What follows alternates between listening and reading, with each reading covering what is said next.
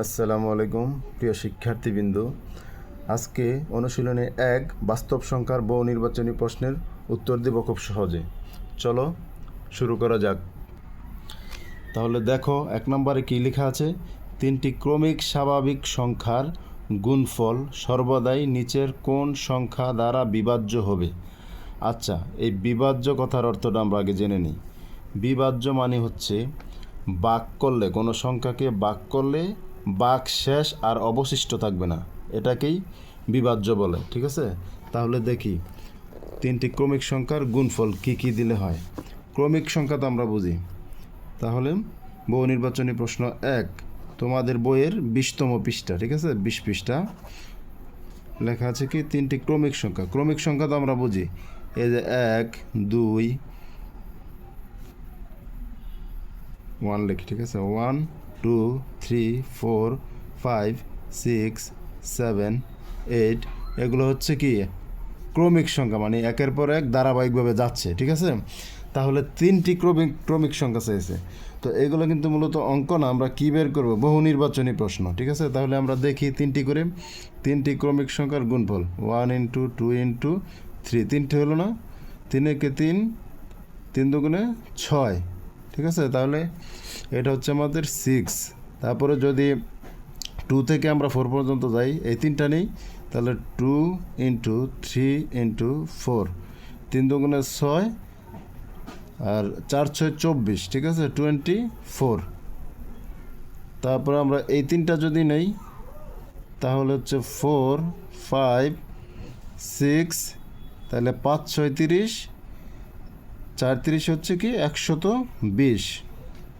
ঠিক আছে, এখন আমরা 6 দিয়ে এটাকে যদি ভাগ করি, তাহলে হচ্ছে কি আমার 6 একে 6, এটা হলো ভাগফল 1, আর ভাগশেষ কি হচ্ছে 0, মানে কিছুই নেই।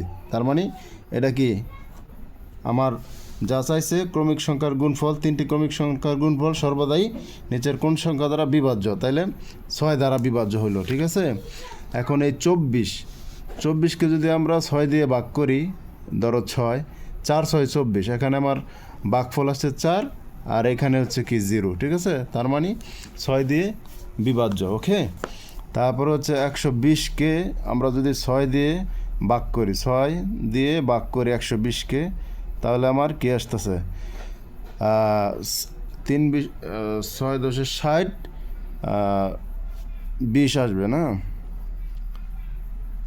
6 20 120, তাই না, 120, এই যে 0। তার মানে আমার 6 হচ্ছে কি সকল তিনটি স্বাভাবিক সংখ্যার, তিনটি ক্রমিক স্বাভাবিক সংখ্যার গুণফল সর্বদাই নিচের কোন সংখ্যা দ্বারা বিভাজ্য। তাহলে আমরা কী করলাম? প্রমাণ করতে পারলাম যে 6 হচ্ছে আমাদের এই সংখ্যা দ্বারা বিভাজ্য, তিনটি ক্রমিক সংখ্যার গুণফল দ্বারা বিভাজ্য 6। ঠিক আছে, বুঝতে পারলাম।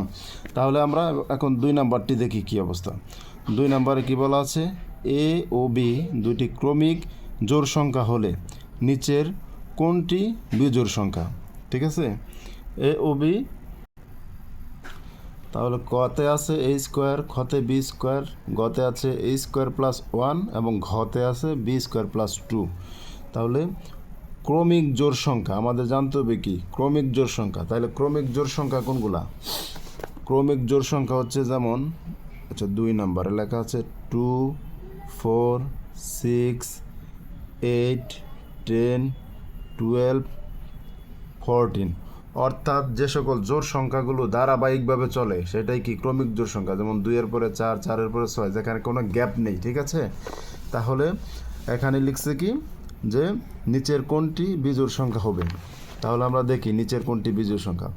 এ স্কোয়ার, এই যে বি স্কোয়ার, আমরা স্বাভাবিকভাবে কিন্তু প্রশ্নের উত্তরটা প্রশ্নেই দেওয়া আছে কিন্তু অনেকটা। ঠিক আছে, দুইটি ক্রমিক সংখ্যার জোড়, যেহেতু এই যে জোড় সংখ্যার মানে স্কোয়ার থাকলে সবসময় সেটা জোড়ই হয়। যেমন এখানে যদি তুমি 2 দাও, 2 দুগুণে 4, 3 দিলে তাহলে 3 তিরিকে 9, আর যদি তুমি 4 দাও তাহলে 4 4 16 হবে। তার মানে সবগুলো জোড়। তাহলে আমরা দেখি, যেহেতু এই স্কোয়ার দেওয়া আছে, আমরা এই স্কোয়ারে যদি 2 ধরি, তাহলে 2 স্কোয়ার সমান সমান 2 দুগুণে 4, এবং যদি আমরা 4 ধরি, এর জায়গায় যদি আমরা ধরি 4, তাহলে 4 স্কোয়ার 4 4 16, দেখছো? তার মানে এগুলা জোড় সংখ্যা। এখন বি স্কোয়ারের ক্ষেত্রে দেখি, বি স্কোয়ার সমান হচ্ছে কি, যদি 2 ধরি তাহলে ওই একই 4, এবং যদি 4 ধরি বি সমান, তাহলে 4-এর উপর স্কোয়ার হলে 4 4 16। এবং সিতে কী দেওয়া আছে দেখো, এ স্কোয়ার প্লাস 1। এখন এর মান তো হলো 2, ঠিক আছে, তাহলে স্কোয়ার দিলে আবার সাথে আছে 1 প্লাস গতে, গ নম্বর, এটা হচ্ছে কি ক খ গ। তাইলে 4 2 দুগুণে 4 প্লাস হচ্ছে 1 সমান সমান হচ্ছে কি 5। তার মানে আমার চাইছে কি ক্রমিক সংখ্যা হলে, এ ও বি দুটি ক্রমিক জোড় সংখ্যা হলে নিচের কোনটি হলো বিজোড় সংখ্যা। দেখছো, এটা হলো আমার বিজোড় সংখ্যা। আর ঘ নাম্বারটাও দেখি, তাহলে ঘতে আছে কি B square plus 2, B square plus 2 না, বি স্কোয়ার প্লাস 2 হলে বি এর মান হচ্ছে আমার 2, আর স্কোয়ার স্কোয়ার প্লাস হচ্ছে 2 সমান সমান হচ্ছে কি 2 দুগুণে 4 প্লাস হচ্ছে 2 সমান সমান 6। তাহলে আমরা কি পাইলাম, সবগুলোই কি জোড় সংখ্যা, আর বিজোড় সংখ্যা হচ্ছে কি গ। এই যে তাইলে আমার কি গ নাম্বার হচ্ছে উত্তর। এই যে গতে কি দেওয়া আছে, এই যে গতে দেওয়া আছে এ স্কোয়ার প্লাস 1। তার মানে আমার রেজাল্ট দাঁড়ালো কি গ নাম্বারে এ স্কোয়ার প্লাস 1ই হচ্ছে এই যে বিজোড় সংখ্যা। কোনটি বিজোড় সংখ্যা চাইছে, দেখছো কি সহজ নিয়মে, তো সহজ নিয়মে অঙ্কগুলো বের করতে হবে। তাহলে আমার ঘতে কি লেখা আছে দেখি, ঘ মানে 3 নম্বরে আছে এই যে এ স্কোয়ার সমান, নিচের তথ্যের আলোকে 3 ও 4 নং প্রশ্নের উত্তর দাও। এ স্কোয়ার সমান, এ সমান হচ্ছে √3 এবং বি সমান হচ্ছে √12। উপরোক্ত তথ্য অনুসারে এ বি একটি মূলদ সংখ্যা। তাইলে 1 নম্বরটা দেখি, এ বি একটি মূলদ সংখ্যা বলছে, 3-এর দেওয়া আছে হলো আমার এ সমান √3 এবং বি সমান √12, ঠিক আছে। তাহলে এ বি হচ্ছে একটি মূলদ সংখ্যা।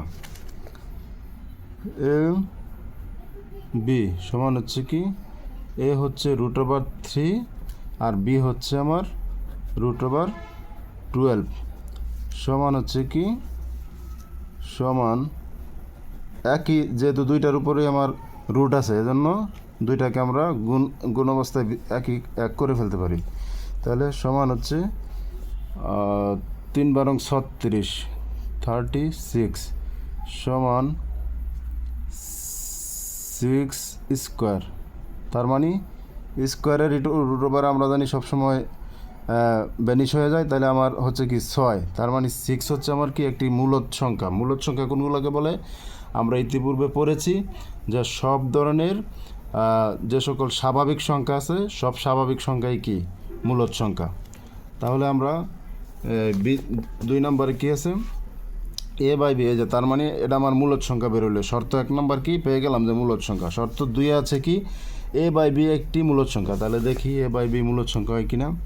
তাহলে এটা আমার বেরোলো কি 1 নম্বর, এবং এখন হচ্ছে এই 2 নম্বর, এ বাই বি হচ্ছে কি মূলদ সংখ্যা। তাহলে দেখি এর মান হচ্ছে আমার √3 আর বি এর মান হচ্ছে আমার √12, ঠিক আছে, সমান √3 আর 4 × 3। এটাকে আমরা এভাবে লিখতে পারি 3 4 12। তার মানে মান তো আমার পরিবর্তন হলো না, একই রয়ে গেল, ঠিক আছে, সমান √3 বাই 2√3। এই 4কে যদি আমরা রুট দিয়ে এইভাবে বাইঙ্গা নিয়ে আসি, যে এরকমভাবে 2/2 স্কোয়ার, ঠিক আছে, তাহলে √এ স্কোয়ারে আমার বেনিশ হয়ে যাবে, থাকবে আমার 2। তার মানে সেই 2 হলো এটা।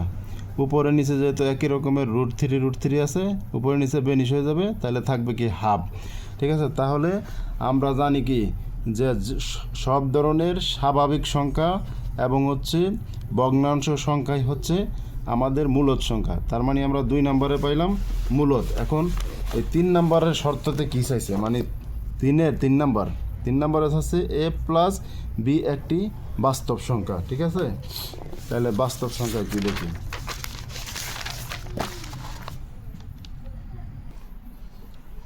তাহলে এখন আমরা 3 নাম্বার শর্তটা কি দেখি। 3 নাম্বার শর্তে আছে a প্লাস বি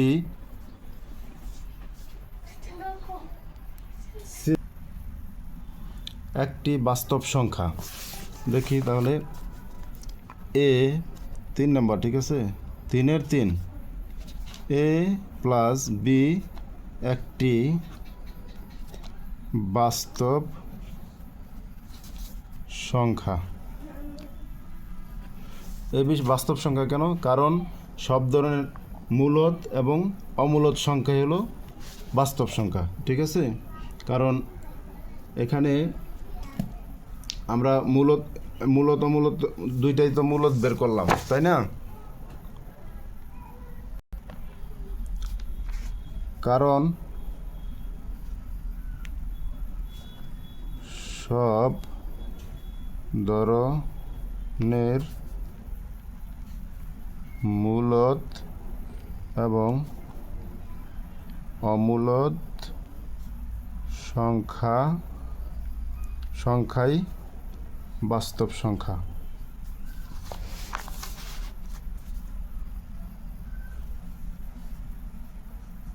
তাহলে আমরা কি পাইলাম? 3 নম্বরের শর্তটা আমাদের পুরো এগুলো একটি বাস্তব সংখ্যা, তার মানে আমাদের উত্তর হচ্ছে ঘ নাম্বার। এ বি হচ্ছে একটি মূলদ সংখ্যা, এ বাই বি একটি মূলদ সংখ্যা এবং এ প্লাস বি একটি বাস্তব সংখ্যা। তাহলে আমরা 3টাই বের করতে পারলাম। তাহলে 3টাই কি শর্তের সাথে মিল আছে, এজন্য ঘ নাম্বার হচ্ছে উত্তর। এখন নিচের কোনটি এ ও বি এর মধ্যবর্তী অমূলদ সংখ্যা? তাহলে দেখি আমরা বের করি অমূলদ সংখ্যা কোনটি। 4 নাম্বার।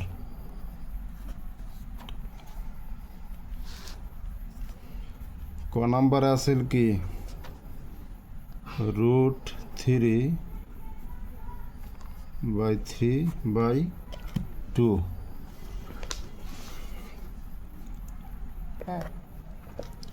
তাহলে কতে তো এটা আছে, তার মানে আগে তো আমার এই যে এখানে নিচের 3 ও 4 নং প্রশ্নের উত্তর দাও কোন শর্তের ভিত্তিতে। এই যে এটা ছিল আমার শর্ত, এ সমান √3 এবং বি সমান √12 মানে 12, ঠিক আছে। এই তথ্যের ভিত্তিতে 3-4 প্রশ্নের উত্তর দিতে বলছে। তাহলে এই যে নিচের 4টি, নিচে এর কোনটি এ ও বি এর মধ্যবর্তী অমূলদ সংখ্যা? তার মানে অমূলদ সংখ্যাটা আমার বের করতে হবে, এ ও বি এর মধ্যবর্তী অমূলদ সংখ্যা। মানে এ হচ্ছে সমান √3 না, এবং বি সমান হচ্ছে √12 এর মধ্যবর্তী আমার যে কোনো একটা অমূলদ সংখ্যা বের করতে হবে।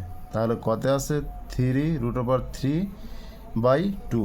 তাহলে অপশনগুলো আমরা দেখি, এখানে লিখব অপশনগুলো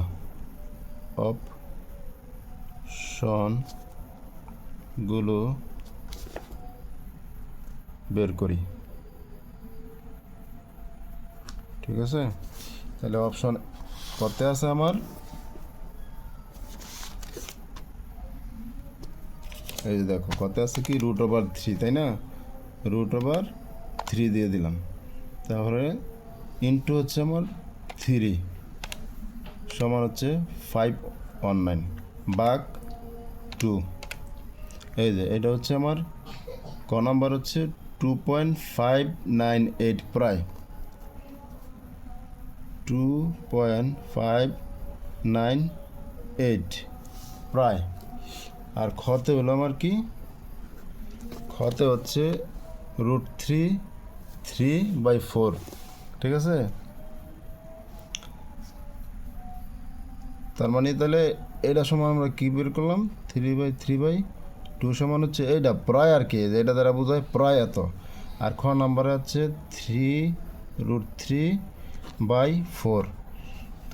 তারপরে দেখি এটার প্রায় সমান কি হয়, এই যে √3 × 3 সমান কত হলো এটা, তাই না? 5 ভাগ 4 সমান হচ্ছে 1.299।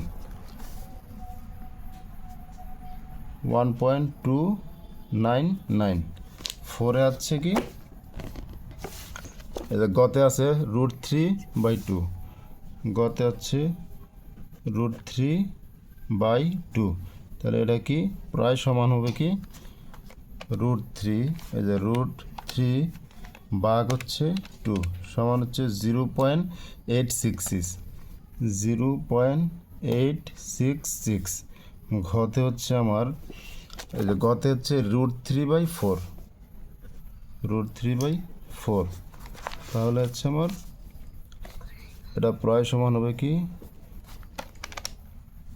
√3 ভাগ 4 is equal to 0.33, 0.433, 0.433। তার মানে এখানে √3 মানটা আমি দেখি তাহলে কী হয় আগে। এই যে √3 সমান হচ্ছে 1.732 √3, তাই না? আর √12 হচ্ছে আমার হচ্ছে আমার 3.464। তাহলে এর মধ্যবর্তী, এই দুইটার মধ্যবর্তী অমূলদ সংখ্যাটি কোনটি? তাহলে দেখি, এই যে এখানে হচ্ছে এর মধ্যবর্তী হচ্ছে আমার 2.598, দেখছো? 1 এবং 1-এর থেকে বড় এবং 2 থেকে ছোট হচ্ছে 2। এখানে এই আর কোনোটা এরকমের মধ্যবর্তী সংখ্যা নেই, ঠিক আছে? অমূলদ সংখ্যা কোনটি? তাহলে আমরা জানি যে কোনো সংখ্যায় যে দশমিক থাকে তা অমূলদ।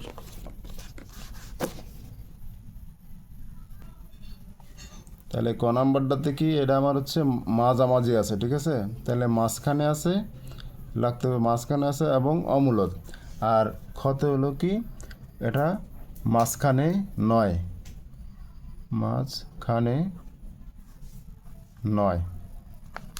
এটাও সেম, এই গ নাম্বারও সেম। তার মানে ক নাম্বার হচ্ছে আমার উত্তর। তাহলে লিখতে হবে কি, উত্তর হচ্ছে আমার এটা 3√3/2 হচ্ছে কি আমার উত্তর, ক নাম্বার, ঠিক আছে? তাহলে আজকের ভিডিও শেষ করছি। হ্যাঁ, এই বহু নির্বাচনী প্রশ্ন এই 4টাই ছিল আমাদের উত্তর। আমরা মোটামুটি বহু নির্বাচনীর এই 4টা প্রশ্ন আজকে শেষ করলাম। তো এভাবে হিসাব করে সংখ্যাগুলো বের করে তোমরা বহু নির্বাচনী প্রশ্নের উত্তর দিতে পারো। ধন্যবাদ সবাইকে। আসসালামু আলাইকুম।